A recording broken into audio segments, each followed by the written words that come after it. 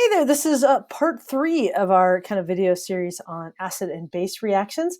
So in this case, we're going to take a little bit of a deep dive into a different subject than you may have learned much about. And this subject is something called equilibrium. So some of you I know have had this in Chem 1, and sometimes we don't get to this in Chem 1, or it depends on the class that you're in, that sort of thing. So that's why I want to kind of take a moment to teach a little bit about this. So this is going to feel like it's a side conversation, but it really isn't, because understanding that that acids are really equilibrium systems, and bases are as well, will kind of help you get a deeper understanding of how acid-base interactions work. So the biggest idea about acids and bases and equilibrium is to recognize that reactions don't really just go one way. In chemistry, in Chem 1, right, we have that idea that you have two reactants, you put them together, and boom, they go forward and make some products.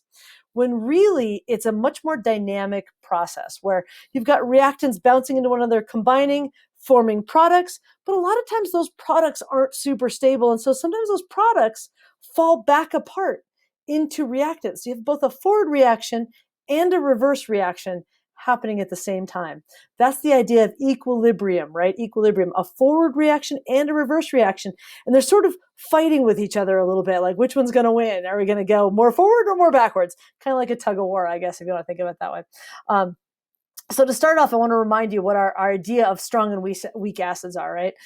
So weak acids, that idea, or strong acids, sorry, are that idea that when you have a strong acid, got to get my pen, sorry, a strong acid, it starts off like that. But if it's a strong acid and you put it in water, it actually ionizes completely into hydrogen ions and whatever the acid anions are.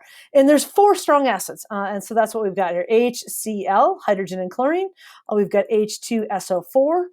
We've got HNO3, which is nitric acid. Man, my handwriting is terrible. My apologies. That is an H.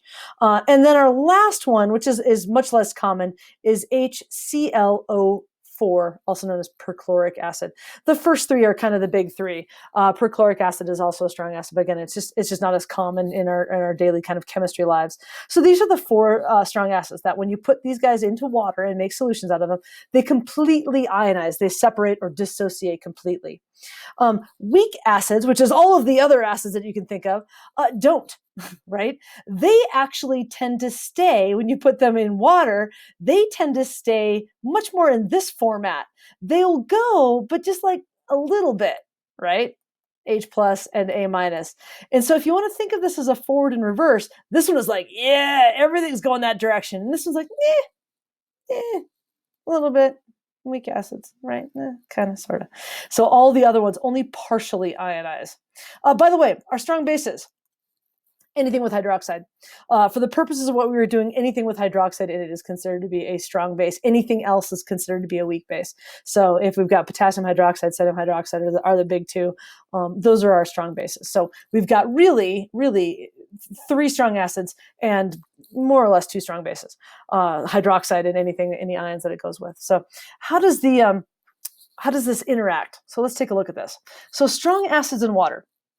If we put this in water, what it's going to end up doing is going to do this, right? H plus and NO3 minus. And we're talking like all of it, or pretty darn close. It's not really all of it.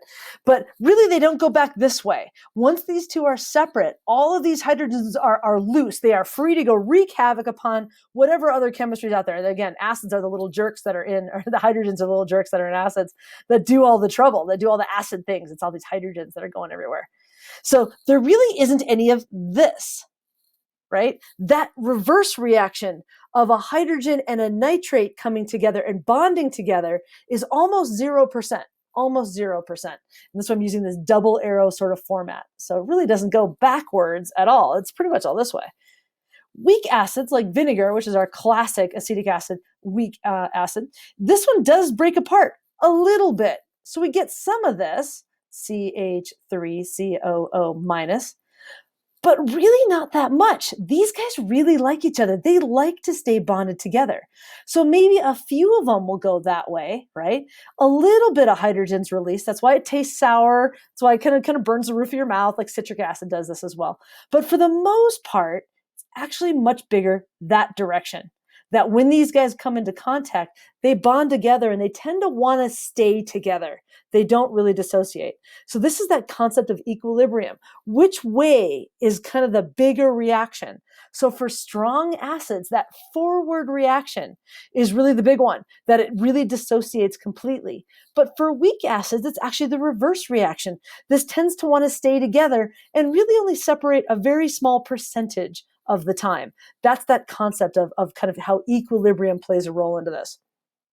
So typically when we draw it, we use this kind of a symbol like this. We've got HA produces hydrogen and whatever the A ion is, could be anything, nitrate, sulfate, acetate, or citric acid, all those sorts of things. So you can draw it this way. You can also draw it, I don't know why this is highlighted. You can also draw it this way, where you kind of have the two different arrows like that is another way to draw it. Or sometimes we get lazy and we draw it this way, like a half an arrow and a half an arrow. Those are all three correct ways to draw this, kind of representing that this goes two different directions. So here's what I want you to think about. If the forward rate is greater than, faster than the reverse rate, what does that mean? Okay, well, we would say if that forward rate is faster, then it's generally going this way, right? And only a little bit going back that way. So what do we really get? This thing favors, is the word that they use, the products.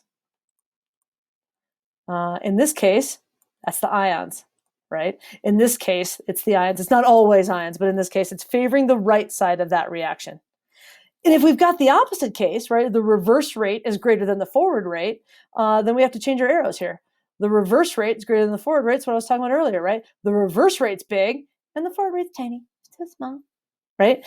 In this case, it's going to favor this. It doesn't really want to leave, right? That means it favors the reactants, which is molecular. And it's acting like a molecule. It's a formula unit, but it's a weak formula unit. It's polar, so it's acting more like this stuff, and you've got more of this present. So what this means is that if I splash some of this stuff in water, knowing which rate is bigger is going to tell me what's present in my beaker. I'm going to go back a couple of screens really quick to this one right here. So if you see this one, this case right here, if I put a strong acid in there, that means that this is my forward reaction is dominating, and almost everything that's present in my container is these ions. If I've got a weak acid, that means that my reverse reaction is dominating, my forward reaction is tiny. And most of the things that are present are in this molecular form, and only a few of them are occasionally bouncing over into their ion form. So that's what we're talking about now when we're talking about using equilibrium as a way to kind of understand what it means to be a strong acid or a weak acid. Strong acids have a strong forward reaction. Weak acids have a strong reverse rate. They tend to want to go back the other way. They don't dissociate. So when we're talking about this, how do we quantify this? How do we actually put this into values? We've got to conceptually forwards and backwards. And again, I'm not going to go into a ton of detail on this. Don't stress about me doing a bunch of testing or quizzing on you on this kind of stuff. But there's a way that we can represent this in a number. And this number is this thing. It's called K because it's a constant. It's not terribly constant, but it's a constant. And we call it KEQ because it's the equilibrium constant, and it gives us an idea of the ratio between reactants to products. So if we have the forward rate is really, really fast, like it's super big here, and our reverse rate is super small, that means we're going to have lots of products, and we're going to have a small amount of this stuff, less amount of the reactants, right? It's mostly going towards that right side. If we've got reactants and then products like this. That may be helpful if I can describe it, right? So if we've got a big forward rate and a really small backwards rate, at the end we get lots and lots and lots of products formed and very little of these. So if you think about this in terms of percentages or grams or whatever you want to, if I've got 100 molecules of product and 2 molecules of reactants, think about what this value is going to be. Big number on top, small number on the bottom. Big number on top, small number on the bottom. Well, what is that going to give to us? That's going to give us a big value for KEQ. And we're talking about numbers in anything greater than 1 means I've got more products and less reactants. Okay. Same thing if we do the opposite. and I'll come back to this in a second. If I have lots of reactants and very little products, then I get a really small value of K. It's just a numbers thing, the way these kinds play out. So what does this look like? If I want to write this as an expression, KEQ equals, take a look at how this is done. It says brackets. So the brackets here, what does that mean? Brackets in this particular case, erase that out. Brackets like this, the square kind, that equals molarity. That's what that's indicating. Whenever you see square brackets like that in this context, it's just telling you what's the concentration of products, and then the concentration of reactants go on the bottom. So the way that we would do this in an equation like this is the Haber process. This is an acid-base reaction, but we would put our products on top, and this is what it looks like. It's a little weird. We would put our two products on top like this. Oops, I gotta balance my equation. Hold on. This isn't balanced. I need a 2 here. If I had a pen, I need a 2 here and a 3 here. There we go. Okay, sorry. So I put my products on the top. What makes it a little bit different is that we multiply them instead of add them. But my products are on the top. My reactants are on the bottom. NH3 like this. And then the last thing is, again, I'm not going to test you on this, so don't worry about it for right now. This is introducing the concept of equilibrium. Anything that's a coefficient here becomes an exponent. It's kind of weird, but it means that certain things have a bigger impact on that equilibrium than other things do. So hydrogen has a much bigger impact on equilibrium than nitrogen does because there's a 3 here. There's 3 times as much hydrogen present as there is nitrogen. And then for our NH3, put squared like this. So this is just the idea of how we set up these equilibrium problems, okay? Again, with equilibrium expressions, products on the top, and then reactants are on the bottom. So when we do this with acids, it's the same idea. We still do an equilibrium. They call it Ka and Kb because it's the dissociation constant for an acid, or the equilibrium constant for an acid reaction, or an equilibrium constant for a base reaction. Again, not a huge deal. So think about what this means if we do our Ka for this. So how does this thing dissociate? It goes like this. This is a strong acid. Lots of hydrogen ions and nitrate ions like this, right? So if we draw our Ka, products go on the top, hydrogen's up here, and nitrates up here, like that, plus, and our HNO3 is on the bottom. HNO3 is on the bottom. Now these are concentrations. So our hydrogen ion concentration, our nitrate ion concentration, and our acid concentration are down here. This is just molarities. And again, because this goes towards the product side so strongly, this value up here is going to be really big. Our concentrations here are going to be large, and our concentration here is going to be tiny. So if we have something like 0.5 and 0.7, and this down here is going to be like 0.01, right? It's all going over to one side. It would be, yeah, anyway. So our number here, our values for Ka are large. So when K values are greater than 1, and 2 of these means much greater than 1, that means we're talking about strong acid. And this is favoring the products. Again, I mentioned this a little bit before. If we've got a weak acid, obviously it's the opposite case, right? So this is just a little bit forward and a lot backwards. It really doesn't like to go to this format, CH3COO, right? And again, if we were to do our Ka for this one, if we were to set it up, we would have the similar ions in the same place. We would still have our products on top, our acids, our hydrogen ions, and our CH2COO would be up here. And then we would have our acid down here, HCH3COO. There we go. So if we've got it set up like that, if it's a weak acid, this down here is big, 0.8, and these up here are small, 0.01. It doesn't go forward very much. So that gives us a really small value for Ka, and you can plug those numbers in your calculator and check out what they are. I'm just making something up, but the right idea is here. So when we have a K value that's much less than 1, it's a weak acid. Weak acid. And again, this favors the reactants. Well, I can't spell. Reactants, there we go. In other words, it's favoring this stuff. It just doesn't break apart. So strong acids break apart, favors the products. We have a high hydrogen ion concentration. This is important when we talk about pH. That's why I'm bringing this up. For weak acids, We do not have, this is going to be a very small value for this. It's not going to be a big hydrogen ion concentration because it's mostly going to be in this bound up molecular form. And again, just like I kind of gave you the hint, this idea of concentration and whether it's moving towards the ion side or moving towards the molecular side is really important towards understanding the concept of pH. And I know you've heard of the pH scale as a way to understand acid-base interaction. So that's kind of where we're going. Oops, that's kind of where we're going next. So, do I want to do this? Yeah, sure. Why not? We'll do a real quick one. Why is acetic acid a weak acid? If you take a look at this, again, what is, acetic acid? It's built like this: carbon with hydrogens around it. H, H, H, H. We got another carbon.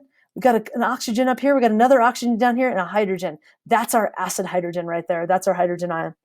So what this means is that this thing doesn't like to let go of this. This likes to stay bound on here. This hydrogen is really strongly bound to this oxygen, and it does not release to form little hydrogen ions. So what do we get here? We would get some hydrogen ions, and we would get some CH3COO, right? And this is actually in the form of hydronium ions, just to kind of bring back to this first part of our lesson. Same idea, they function the same way. But again, this one tends to form this direction, right? This is the main reaction. It's going to stay in this molecular format. So last thing I'll mention, in terms of strong acids and weak acids, let's think about the concept of linking it to acids, bases, conjugate acids, and conjugate bases. So here's our acid, and here's our base. This is acting like our proton donor. Again, this is H3O plus. It's the same thing. So that's our acid. This is our conjugate base. Water here is acting like our base. This is our conjugate acid. So when you have a weak acid, and this is weak, right? It doesn't like to let go of this one. What that tells us is it likes to go this direction. This equation likes to favor the products. Weak acids tend to have strong conjugate bases, and that's kind of a weird thing that they do. So again, that means that product side is strong, and it likes to push it back towards the reactant side. So again, I know that was a lot. I just wanted you to start thinking about the dynamic nature of what acids and bases are. I wanted you to start to think about it in terms of this equilibrium, this tug of war of strengths between the left side and the right side, the products and the reactants. That for every reactant, there's a product, but that product is also wanting to go back to forming reactants. And they form this kind of weird relationship, this sort of tug of war of strength, that you've got these opposite sides. And the last part, leading us into the next section, is how much of this that gets formed is really what's important when we're talking about pH, which is how we measure the strength of acids. Okay, so there you go. Again, just kind of a side conversation about equilibrium and how it relates to the concepts of acids and bases. I bet that was a lot, but I hope your brain's bigger now. Okay, have a great time. I'll see you tomorrow.